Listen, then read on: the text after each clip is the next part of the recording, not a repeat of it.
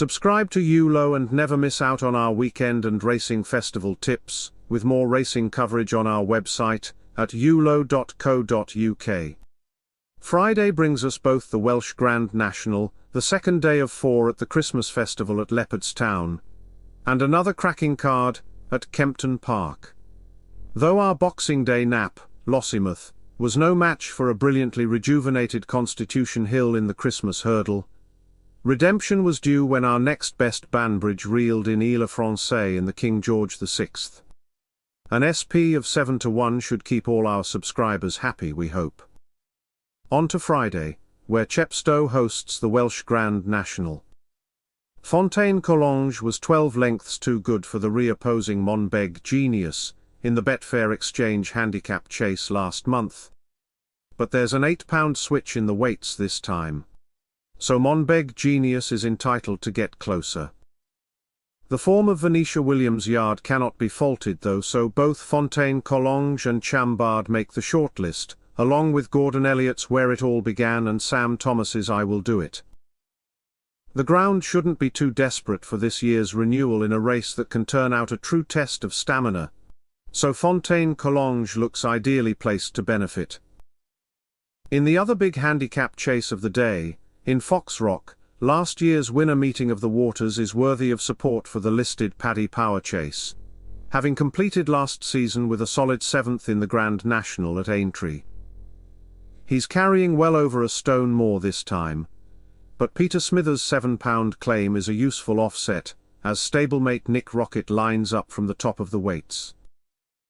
Martin Brassel's Panda Boy is much respected, having made the frame in the last 2 renewals, so these are the 3, with Meeting of the Waters edging the vote.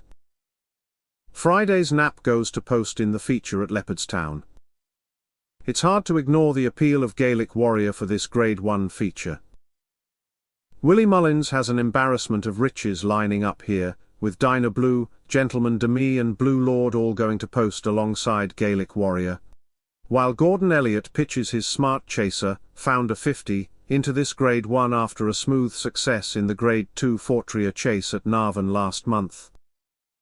Add in Barry Connell's Marine National Arlay, and Henry de Bromhead's Captain Guinness, and it's one hell of a race. Gaelic Warrior to prove just that little bit special to land this, with Dinah Blue in receipt of £7 to keep him honest. Over at Kempton Park, Ballyburn can land the Wayward Lad Novices Chase. The brilliant winner of the Gallagher Novices Hurdle, at the Cheltenham Festival in the spring, made no mistake in getting off the mark over fences when bolting up at Punchestown last month. Sure to top the ranks in the novice chasing division if he scores here. There's more on his plate this time, with Nicky Henderson's Sir Gino lining up, having fairly well waltzed home in the fighting 5th at Newcastle, and goes straight into this Grade 2 on his first start over fences. Paul Nicholls relies on Rhuboard, but Ballyburn looks one out of the top draw, so gets the nudge over the untried chaser Sir Gino. At Limerick, She Could Be Anything lines up in the Dawn Run Novice Chase. It could pay to side with Gordon Elliott's She Could Be Anything for this Grade 2 Mares Chase.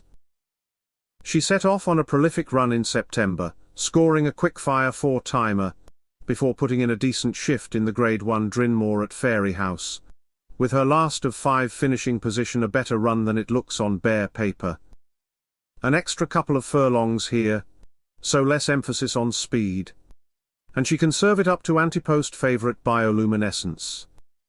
Back at Leopardstown, Bleu de Vassy looks a likely one in the future champion's novice hurdle. Gordon Elliott's Cullentra Yard has an enviable recent record in this, and can score again, with Bleu de Vassy. Unbeaten in 2 starts this season, including a 5-length win over Joseph O'Brien's Mr. Percy in a Grade 3 at Navan last time out. He looks good for the hat-trick here. However, Sam Ewing prefers Romeo Coolio, second in the Royal Bond at the start of the month, while Willie Mullins relies on French recruit Carniquet. Bleu de Vassy to continue the good run, chiefly at the expense of stablemate Romeo Coolio.